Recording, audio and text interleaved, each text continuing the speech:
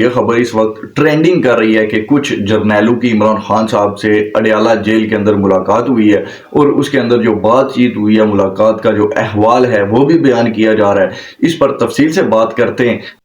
مزید ڈسکشن سے پہلے آپ سے درخواست رہے گی کہ ویڈیو کو لائک کمنٹ شیئر ضرور کیجیے گا، اور چینل کو سبسکرائب کرنے کے بعد بیل آئیکن ضرور پریس کیجیے گا۔ لیکن اس سے پہلے دو اہم خبریں ہیں جو کہ میں آپ کے ساتھ مختصر وقت میں شیئر کرنا چاہوں گا۔ پہلی تو یہ کہ آج جناب 9 اپریل ہے۔ 9 اپریل آپ کو پتہ ہے کہ 9 اپریل 2022 کو عمران خان صاحب کو وزیر اعظم کی کرسی سے ہٹنا پڑا تھا، ووٹ آف نو کانفیڈنس ہوا تھا۔ اس بارے میں مختصر سی بات کریں گے۔ اور سیکنڈلی یہ ہے کہ 9 مئی کے 20 مجرموں کو آرمی چیف نے معافی دے دی ہے، کھلی معافی کا اعلان کیا گیا ہے۔ ابھی تک 20 لوگوں کے لیے مستقبل میں اس پر اور کیا پیش رفت ہونے والی ہے اس پر تفصیل سے بات کریں گے۔ تو دیکھیے، بات یہ ہے کہ جو آج کا دن ہے جی، اس کو یوم چپیڑ بھی کہا جا رہا ہے۔ ٹرینڈ بنایا ہے کچھ لوگوں نے سوشل میڈیا کے اوپر کہ 9 اپریل کو آپ جانتے ہیں کہ کچھ سچویشن اس طرح سے ہو چکی تھی کہ عمران خان صاحب نے اپنے خلاف ہونے والی ووٹ آف نو کانفیڈنس کی جو ان کے خلاف قرارداد منظور ہوئی تھی، اس کے بعد جب وہ ووٹنگ ہونی تھی تو اس پر عمران خان صاحب نے کافی کوشش کی تھی کہ وہ ووٹنگ نہ ہو پائے۔ ایک بیانیہ بنایا گیا تھا کہ امریکہ سازش کر گیا ہے سائفر کے ذریعے، تو اس کے بعد میرے خلاف ووٹ آف نو کانفیڈنس لایا جا رہا ہے۔ اور جو اس وقت کے ڈپٹی سپیکر تھے قاسم سوری صاحب، کیونکہ اسمبلی ہال میں اس وقت سپیکر صاحب موجود نہیں تھے، اسد کیسر صاحب،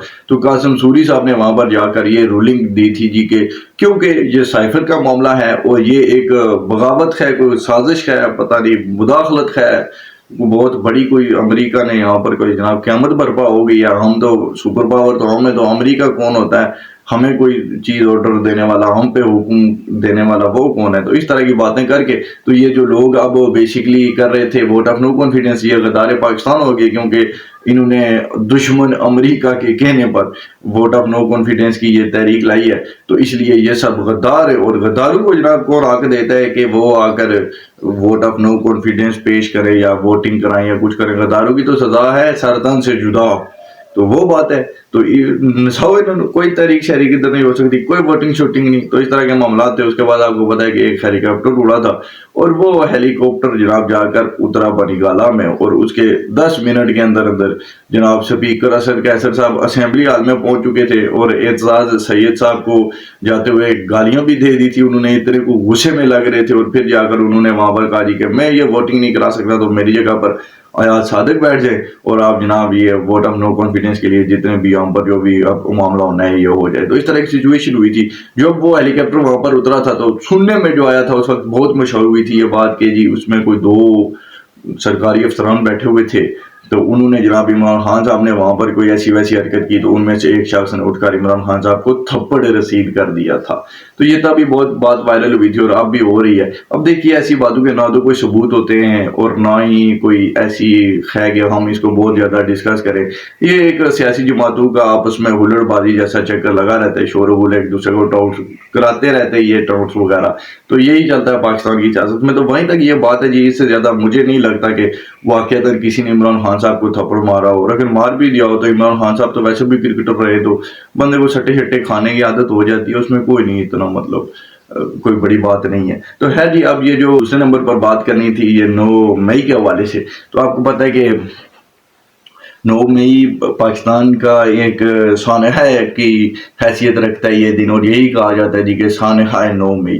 تو جب آرمی کی طرف سے جو ری ایکشن آیا تھا وہ بھی بہت خطرناک تھا، اور اس طرح کی باتیں تو تھی، لیکن بعد میں جب دیکھا گیا کہ ان لوگوں کا قصور کیا ہے، ان کو یہاں تک لانے والی بھی تو وہی ادارہ ہے جس کے خلاف انہوں نے اب جتنے بھی کام کیے ہیں، چاہے تب کچھ لوگ جو تھے ان کا منشور الگ تھا، ان کی سوچ الگ تھی، یا پوری فوج کی تب سوچ الگ تھی، جو بھی آپ کہیے، لیکن یہ جو کٹ بنا ہے اس کو بنانے والا بھی تو یہی ادارہ ہے، اور اس پہ 10-15 سال اس ادارے نے انویسٹ کیا، اور پھر ان لوگوں کو یہاں تک پہنچایا، تو پھر انہوں نے اب بغاوت کی ہے، یہ جو بھی کیا ہے، تو ان چیزوں کو بھی مد نظر رکھا گیا، اور اس کے بعد یہ فیصلہ ہوا تھا کہ جو عام لوگ ہیں، جو سٹوڈنٹس ہیں، کوئی بیچارہ کوئی جاب سیکر تھا، اس طرح کے جتنے بھی नौजवान हैं तो उनको एक मौका ज़रूर मिलना चाहिए। और यकीन कीजिए मैं भी इस हक़ में था, इस पर व्लॉग्स भी किए थे कि ये जो आम मासूम नौजवान हैं हमारे लड़के लड़कियां बेचारे, तो जिन लोगों का वहाँ पर कोई ख़ास कसूर नहीं है, चलें जिन लोगों ने तो कोई ख़ास काम डाले हुए हैं, सोशल मीडिया कैंपेन की हुई है या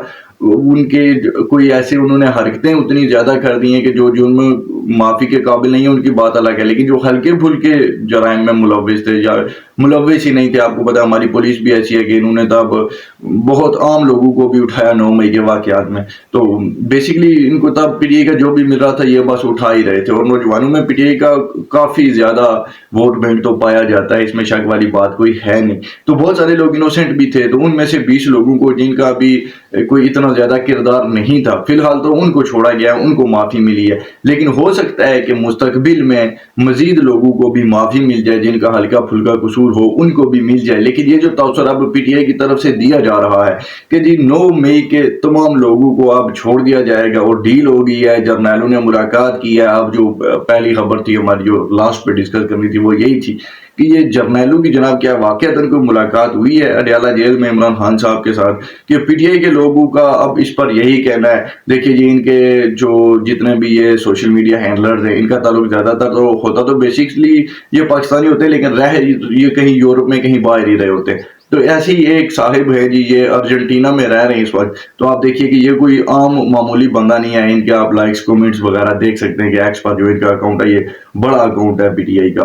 तो ये अब इस खबर को फैलाया जा रहा है और भी बहुत सारे अकाउंट्स की जानिब से फैलाया गया है, लेकिन अब सबको तो हम फिर मेरी वीडियो में नहीं डिस्कस कर सकते। जो एक इनका बड़े अकाउंट्स में से था वो मैं आपके सामने इसको रख रहा हूँ। तो आप देखिए कि ये साहब किस तरह की कंपेन कर रहे हैं, कैसा बयानियां बना रहे हैं। तो ये यही कह रहे हैं जी कि जर्नैलों ने जनाब इमरान खान साहब को जाकर धमकियां दी हैं और खान वहां पर चीखता चिल्लाता रहा है। पूरी एक मूवी का सीन इन्होंने क्रिएट किया हुआ है बेसिकली। तो वहां पर जनाब खान पिट पिट के कह रहे थे ओ इस्लामाबाद बंद कर दो, रावलपिंडी बंद कर दो, मेरा ये पैगाम पहुंचा दिया जाए। ओ भाई आपने 4-4 5-5 फोकल पर्सन रखे हुए हैं जो हफ्ते में 3-3 4-4 मरतबा जाकर मुलाकातें करते हैं इमरान खान साहब के साथ, और वो घंटों पे मुफीद होती हैं वो मुलाकातें। कोई ऐसा नहीं है कि 2 मिनट की 4 मिनट की, घंटों के हिसाब से इनकी मुलाकातें होती हैं वहां पर। इनके ऑफिशियल लोग खान साहब अपनी मर्जी से फोकल पर्सन की लिस्ट से किसी को निकाल देते, किसी को डाल देते, इस तरह की बातें चलती रहती है। तो आप ये किस तरह का बयानिया बना रहे हैं, मतलब इनका जो कंट है वो इतना भी नहीं सोचता कि यार उस बंदे को बाकी चीजें वो साथियों से गुफ्तगू करके भी बाहर ला रहा होता है। तो ये बातें करने में मौत पड़ जाती है उन्हें, वो नहीं कर सकते। क्यों नहीं कर सकते? इनको ज्यादा पता है अर्जेंटीना में बैठे हुए। तो बेसिकली ये वो लोग हैं जिनकी वजह से पीटीआई और इमरान खान को नुकसान भी पहुंचा है, जहां तक मैं समझता हूँ। इन्हीं लोगों की ऐसी हरकतों की वजह से ये 9 मई का सानहा भी हुआ था जो आज तक हमारी कौम भुगत रही है बेसिकली। अगर वो ना होता तो शायद आज पाकिस्तान के माशी हालात भी इतने ज्यादा खराब ना होते, क्योंकि मुल्क में इंतशार फैला, मुल्क खाना जंगी की तरफ गया।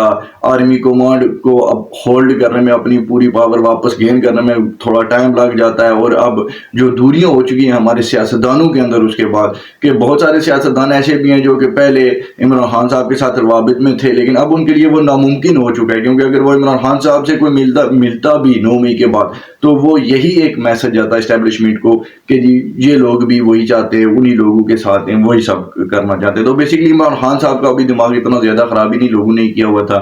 ऐसे ही कुछ लोग नवाज शरीफ साहब के साथ भी जुड़े थे और उन्होंने नवाज शरीफ साहब की सियासत को बहुत ज्यादा नुकसान पहुंचाया था। अभी उन लोगों को टिकट्स भी नहीं दिए गए नून लीग की जानिब से। आपको पता होगा कि मैं किन लोगों की बात कर रहा हूँ। तो अभी वो बेचारे काफी रुल चुके हैं और सुना है वो पीटीआई में भी उनमें से एक शख्स जो है वो ऐलान कर चुके हैं। तो ये हालत होती है फिर लास्ट पर ऐसे लोगों की। तो ना करें जी, ये आपने इस मुल्क को अगर चलाना है तो इस तरह की अफवाहें फैलाकर आपको कुछ हासिल नहीं होगा। और एक बात ये भी है कि ये जो फॉलोअर्स हैं पीटीआई के, इन लोगों को भी सोचना चाहिए कि अगर आप इस तरह के लोगों को जनाब प्रोमोट कर रहे हैं, इस तरह के लोगों की बातों पर यकीन कर रहे हैं, तो यकीन करें कि फिर आपका जिंदगी में कभी भी कुछ भी नहीं बन सकेगा। एक सियासत की बात नहीं, कहीं पे भी अगर आप इस तरह के लोगों की एडवाइस लेंगे, इस तरह के लोगों के तर्जीह को हकीकत समझेंगे और उस दुनिया में चलेंगे, तो फिर वो एक फैंटेसी वर्ल्ड है, हकीकत से उसका कोई ताल्लुक नहीं है। कोई जर्नैल शर्नैल नहीं मिलेगी इमरान खान साहब से, मैं अपने क्रेडिबल सोर्सेज की जानिब से आपको बता रहा हूँ। जो बातचीत होती है, जो मुज़ाकरात होते हैं, वो फोकल पर्सन के जरिए ही होते हैं। डायरेक्ट जेल में कोई जर्नैल ना अभी तक पहले गया है ना आगे जाएगा। باقی یہ ہے کہ عمران خان صاحب بھی اندر سے چاہتے ہیں کہ ان کے معاملات صحیح ہو جائیں اسٹیبلشمنٹ کے ساتھ، اور عمران خان صاحب کو چھوڑ کر باقی پی ٹی آئی سے بات ہو سکتی ہے۔